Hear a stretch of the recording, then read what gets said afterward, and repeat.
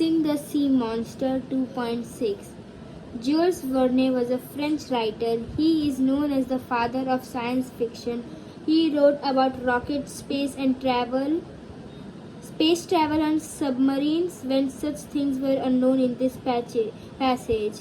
From his novel 20,000 Leagues Under the Sea, he describes how people on a ship think of the submarine as an animal and try to chase and hunt it. Our frigate wanted to go back, but the unearthly animal came at us with a speed double our own. We gasped more stunned than afraid. We stood mute and motionless. The animal caught up with us, played with us. It made a full circle round the frigate and wrapped us in sheets of electricity that were like luminous dust. At any instant, it could have dashed against our ship. Meanwhile, I was surprised to see that our warship was fleeing, not fighting. I commented on this to Commander Fragut. His face, ordinarily so emotionless, showed great astonishment. Professor Arnox, he answered me, I don't know what kind of fearsome creature I'm up against, and I don't want my frigate running foolish risks in all this darkness. Besides, how should we attack this unknown creature? How should we defend ourselves against it? Let's wait for daylight and then we'll play a different role. The whole crew stayed on their feet all night long. No one even thought of sleeping. Unable to compete with the monster's speed, our frigate, the Abraham Lincoln, shot down. For its part, the animal mimicked the frigate, simply rode with the waves, but did not leave the field of battle. However, near midnight it disappeared, or to use a more appropriate expression, it went out. Like a huge glowworm had it fled from us. We don't know, and we were filled with fear and hope at the same time. But at 12:53, a deafening hiss could be heard, resembling the sound made by a water spout expelled with tremendous intensity. By then, Commander Fragut, Ned Land, and I were on the afterdeck, peering eagerly into the darkness.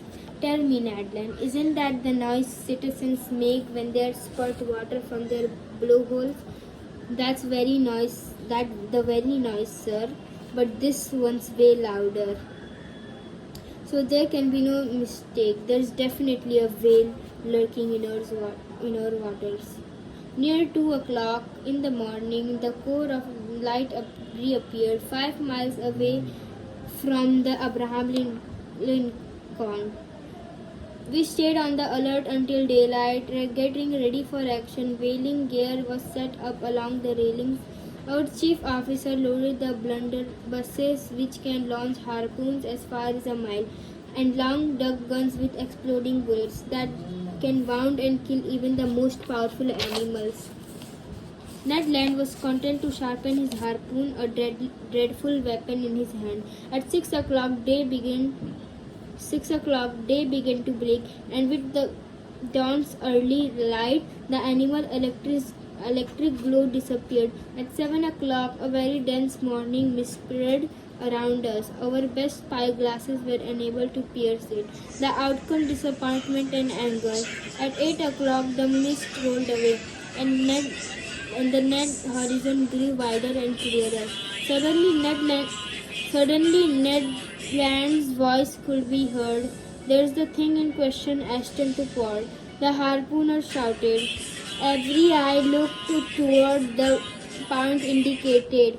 There, a mile and a half from the frigate, a long blackfish body emerged a meter above the waves. Quivering violently, its tail was creating a considerable current. The crew were waiting impatiently for orders from their leader. The latter, after carefully observing the animal, ordered the engineer to sail full steam towards the animal. 3 cheers greeted this order. The hour of battle had sounded. A few moments later, the Abraham Lincoln headed straight for the animal, unconcerned. The latter let us come nearer. It got up a little speed and kept its distance.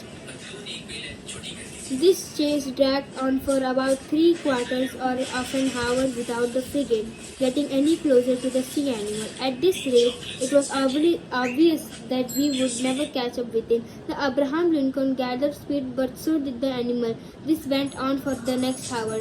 The Abraham Lincoln was now speeding so much that his masts trembled down to their blocks. What a chase! No, I can't describe the excitement that shook my very being. Ned Land stared at his post, harpoon in hand, several times, and the animal let us roll. Then, just as the harpooner was about to strike, the citizen would steal off swiftly. Commander Flaggett then decided to use more direct methods. Bah! He said, so that animal is faster than the Abraham Lincoln. All right, mate, man the gun in the bow. Our forecastle cannon was immediately loaded and leveled. The cannoneer fired a shot, but his shell passed some feet above the citizen. We stayed a half of a mile. Over to somebody with better aim, the commander shouted, and $500 to the man who can pierce that infernal beast.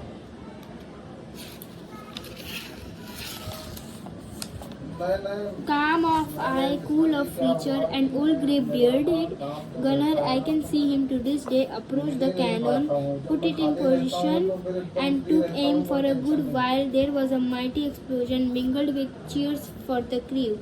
The shell reached its target. It hit the animal, but bounced off its round surface and vanished into the sea 2 miles out. Oh, drat, said the old gunner in anger. That monster must be covered with 6-inch armor plate. The hunt was on again. Hour after hour went by without the animal showing the least sign of weariness. However, it must be said that we too struggled down tirelessly.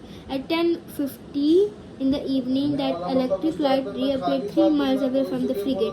Just as clear and intense as the night before, the monster steamed motionless. Was it asleep, perhaps, weary from its workday, just riding with the waves? This was a chance, and Commander Flaggett decided to take full advantage of it. He gave his orders. The frigate approached without making a sound, stopped 2 cable lengths from the animal. A profound silence regned over the deck. We were not 100 feet from the blazing core of light, whose glow grew stronger and dazzled the eyes. Just then, leaning over the forecastle railing, I saw Ned Land below me, brandishing his dreadful harpoon, barely 20 feet separated him from the motionless animal. All at once his arm shot forward and the harpoon was launched. I heard the weapon make a ringing sound as if it had hit some hard substance. The electric light suddenly went on, and 2 enormous water splashes crashed into the deck of the frigate, racing like a torrent from one of the end to the other, toppling crewmen, breaking spare masts and yardarms from their lashings. A hideous collision occurred and thrown over the rail. With no time to catch hold of it, I was hurled into the sea. Adapted from 20,000 Leagues Under the Sea by Jules Verne.